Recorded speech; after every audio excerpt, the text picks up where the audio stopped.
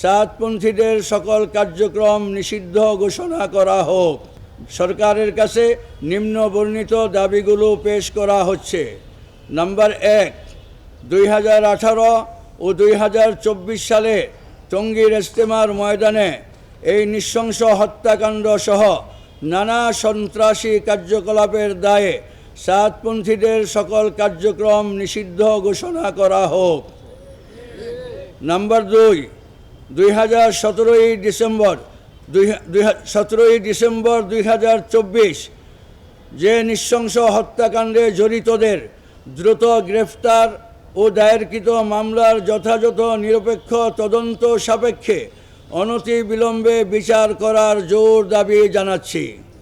Number 3, এই দাবি আদায়ের লক্ষ্যে আগামী 10 জানুয়ারি শুক্রবার দেশব্যাপী বিক্ষোভ কর্মসূচি ঘোষণা করা হলো। নাম্বার 4, 25 জানুয়ারি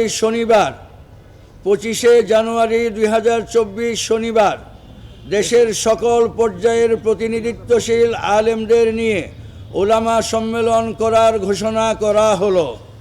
যদি সরকার আশানুরূপ কোনো পদক্ষেপ গ্রহণ করে না, তাহলে ইনশাআল্লাহ 25 জানুয়ারি 2025 শনিবার উলামা সম্মেলন থেকে পরবর্তী পদক্ষেপ ঘোষণা করা হবে।